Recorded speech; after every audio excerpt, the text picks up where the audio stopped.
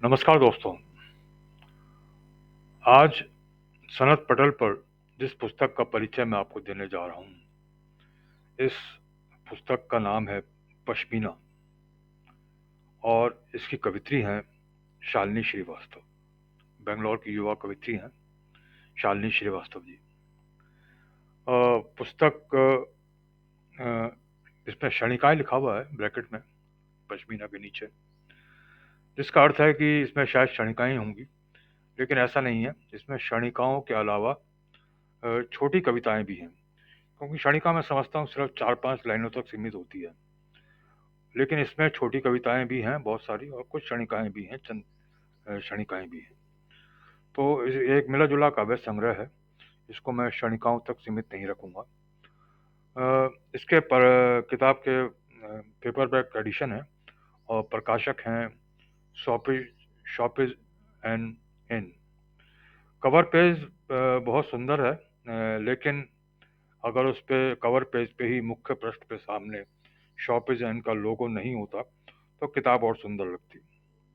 खैर, ये प्रकाशकों की अपनी मार्केटिंग स्ट्रेटजी है, लेकिन एक साहित्य किताब पर अगर मुख्य पृष्ठ पर ही प्रकाशक का लोगो हो तो थोड़ा अजीब लगता है।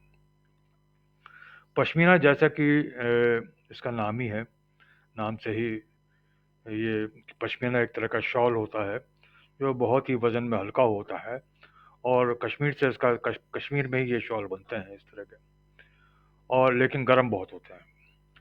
तो पश्मीना से जुड़ी एक कविता जो कि कवित्री ने शुरू में ही दी है, सबसे पहले तो मैं वो ही साझा करना चाहूँगा आपसे। और इसमें उन्होंने लिखा भी है कि कवित्री की कलम से पश्मीना। तो ये कविता आप दे सुने, उसके बाद मैं चंद अ, क्षणिकाएं और चंद छोटी कविताएं भी आपके साथ साझा करूँगा, जिससे कि आपको लगे कि क्यों आपको ये संग्रह, काव्य संग्रह पढ़ना चाहिए। तो आइए दोस्तों, सुनते हैं पश्मीना कविता।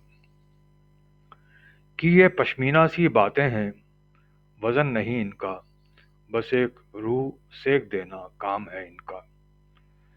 तहा के रख दो कहीं, रोज काम है ही नहीं, रूबरू खुद से जो होना हो तो दाम है इनका। इत्र की शीशी सी हैं बातें, जरा से फाहे से महक जाइएगा, करीब दिल के जो आई, भरी आंख पे होठों से मुस्काइएगा। सुकून मिले कहीं इनसे या मन में मंथन हो, गर्म सी आंच में चेहरा तपे या मन में सेहरन हो, तभी ये बातें मेरी हक से पश्मीना सी कहलाएंगी, तभी ये बातें मेरी हक से पश्मीना सी कहलाएंगी, ओढ़ के सोने को पश्मीना सा दर्जा पाएंगी। ये तो बस पश्मीना सी बातें हैं, वजन नहीं इनका। ये तो बस पश्मीना सी बातें हैं, वजन नहीं इनका। दोस्तों, कविता संग्रह के आरंभ में ये तो उनकी समर्पित कविता थी जो उन्होंने शुरू में लिखी थी। उसके बाद जब कविता संग्रह आरंभ होता है तो उन्होंने सरस्वती वंदना के रूप में जो एक प्राण जब होंगे समर्पित ईश को एक वंदना इस तरह की है। मैं उसके दो छोटी चंद पंक्तियां पढ़ रहा हूँ उसमें से। कि प्राण जब होंगे समर्पित ईश को, अग्नि को समर्पित देह ये हो जाएगी, बांसुरी जो श्वास की बस्ती अभी, किसी रोज ये भी बेसुरी हो जाएगी। ये ज्योति जब तक जल रही है, रोशनी है, हे मनुज, रोशनी है। तो ज्योति जलाने की बात कर रही हैं, और मनुष्य जो मानवता है पूरे, उसकी बात कर रही हैं कवित्री। दोस्तों, इसमें यह संग्रह अपने आप में एक आम दूसरे संग्रहों से इसलिए अलग बनता है, विशिष्ट बन जाता है, क्योंकि इसमें कुछ उन्होंने प्रयोगात्मक कविताएं भी मुझे देखने को मिलती हैं। कुछ क्षणिकाओं का आप लुत्फ उठाएं। ये देखें आप, 4 लाइनों की क्षणिका है और इसका शीर्षक है काले नीले अल्फाज। कि कुछ जरूरी सांसें जिनको लेना भूल गई थी, ले रही हूँ। कुछ जरूरी सांसें जिनको लेना भूल गई थी, ले रही हूँ। लिख लिख कर काले नीले अल्फाज, लिख लिख कर चंद काले नीले अल्फाज। दोस्तों एक और लॉकडाउन से संबंधित कविता, क्षणिका ही एक कहूँगा मैं इसे। क्षणिका नहीं, छोटी कविता समझें आप इसे। इसका शीर्षक है बेकार की दौड़। देखें आपसे कि अरे ओ खिड़की के सामने वाले लाल फूलों वाले पेड़, अरे ओ खिड़की के सामने वाले लाल फूलों वाले पेड़, लॉकडाउन के दौरान तुम्हें 7,519 बार देखा, समझा और जाना है।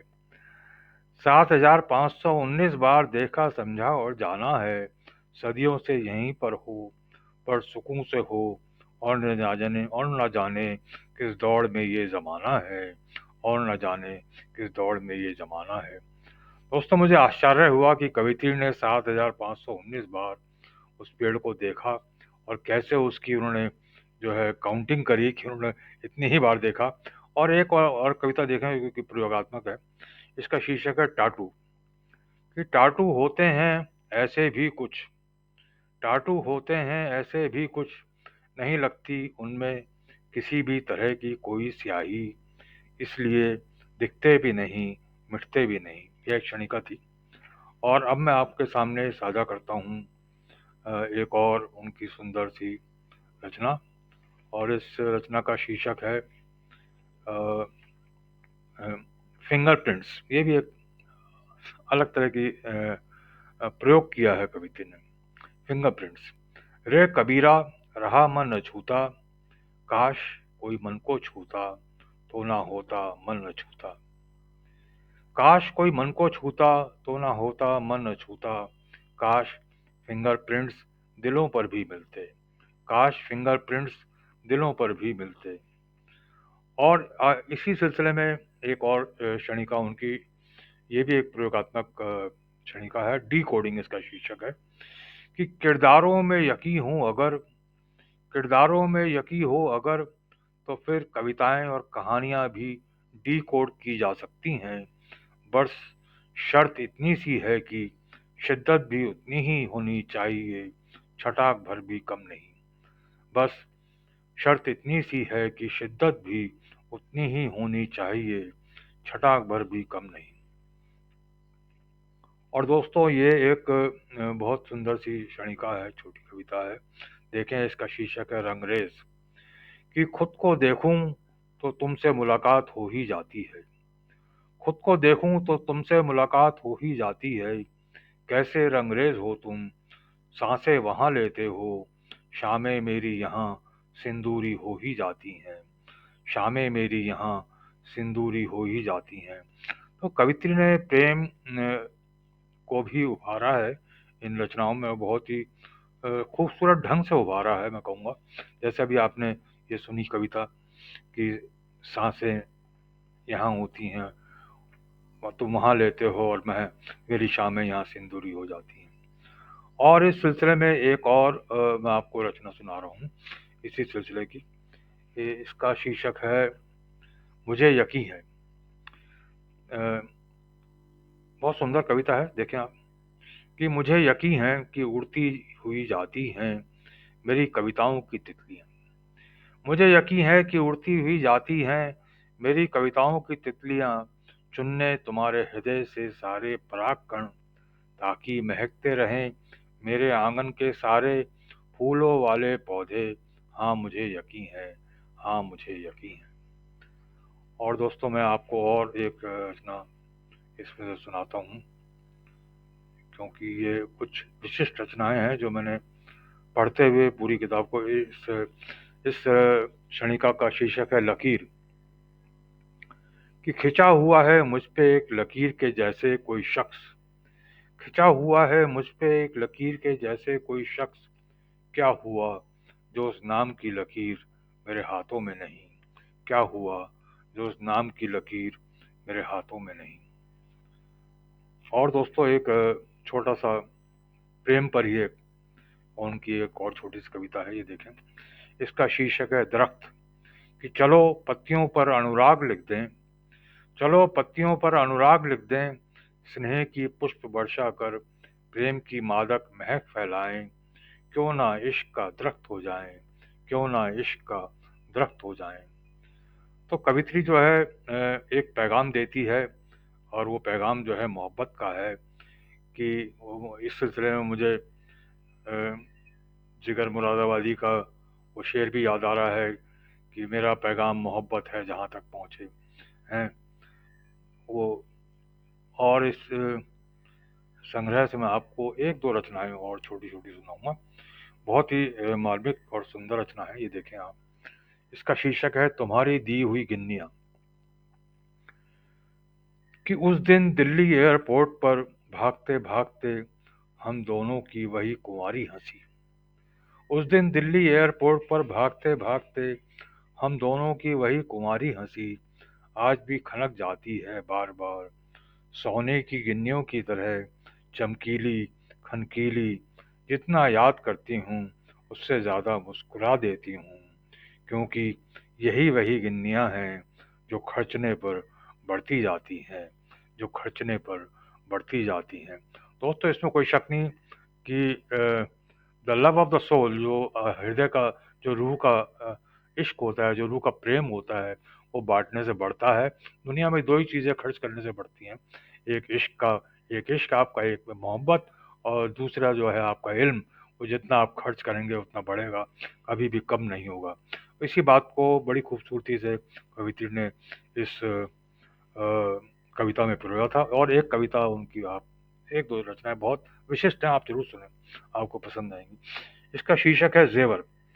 कि औरतों को लगते हैं सुनहरे गहने, रुपहली पायलें, रंग बिरंगी चूड़ियां, जरी वाली साड़ियां, माथे पर बड़ी सी बिंदिया, काजल महावर, मेहंदी आलता, और जितने सोच सको उतने रंग। औरतों को लगते हैं सुनहरे गहने, रुपहली पायलें, रंग बिरंगी चूड़ियां, जरी वाली साड़ियां, माथे पर बड़ी सी बिंदिया, काजल महावर, मेहंदी आलता, और जितने सोच सको उतने रंग। अपने आत्म पर कभी ना कभी लगे हरे नीले निशानों को छुपाने दबाने के लिए, हरे नीले निशानों को छुपाने दबाने के लिए। तो ये जो इसमें हरे नीले निशानों की बात करी है कवित्री ने, इस पंक्ति को पढ़ के मुझे शिप्रा चतुर्वेदी, एक जर्मन शिक्षक हैं और अनुवादक भी हैं, जो लखनऊ से ताल्लुक़ रखती हैं। और उन्होंने जर्मनी के किसी उपन्यासकार का अनुवाद किया था। उपन्यासकार, उसका नाम था नीला जेवर। कि जब औरतों को प्रताड़ित किया जाता है तो कैसे उनके शरीर पे नील पड़ जाते हैं। तो वो जो नीला जेवर है, तो वही यहाँ पर मुझे ये इस प्रसंग इन पंक्ति को सुन के मुझे वो भी याद आ गया, तो जो मैंने आपके साथ साझा कर दिया। तो दोस्तों, अब आखिरी एक अंत में एक रचना और आप सुन लें। और ये भी एक क्योंकि प्रयोगात्मक कविता है, ये आप सुने। और इसका शीर्षक है फोटोग्राफी। फोटोग्राफी। कुछ तस्वीरें होती हैं हर मोबाइल में, कुछ तस्वीरें होती हैं हर मोबाइल में, जिनकी एडिटिंग बस दिलों में होती है। जहन में उनके रंग कुछ ज़्यादा चमकीले दिखाई देते हैं, जहन में उनके रंग कुछ ज़्यादा चमकीले दिखाई देते हैं। दोस्तों, इसमें कोई दो राय नहीं कि ये जो क्षणिकाओं की और छोटी कविताओं की पुस्तक है, इसमें बहुत सारी कविताएं और क्षणिकाएं ऐसी हैं जो हमारे हृदय को स्पर्श करती हैं और कभी कभी ट्रिगर करती हैं, क्योंकि और कभी कभी एक चुटकी लेती हैं, क्योंकि कविता का एक काम होता है चुटकी लेना, चुटकी लेती है। तो मैं इस परिचय को पढ़ के बहुत खुश हूँ, आनंदित हूँ। और मुझे उम्मीद है कि आपको भी ये कविताएं जो मैंने पढ़ी हैं इस किताब से, पश्मीना से, आपको पसंद आई होंगी। और इसको पुस्तक परिचय को आप ज़रूर साझा करें, और आपका मन हो तो ज़रूर इस किताब को खरीद के पढ़ें।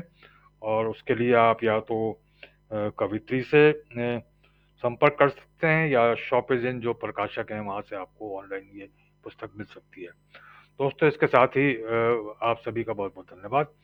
तो अभी आप ये पुस्तक परिचय सुन रहे थे पश्मीना काव्य संग्रह का, इंदुकांत आंगिरस के द्वारा। और किताब थी पश्मीना काव्य संग्रह, कवित्री शालिनी श्रीवास्तव। नमस्ते। जय भारत, जय हिंद।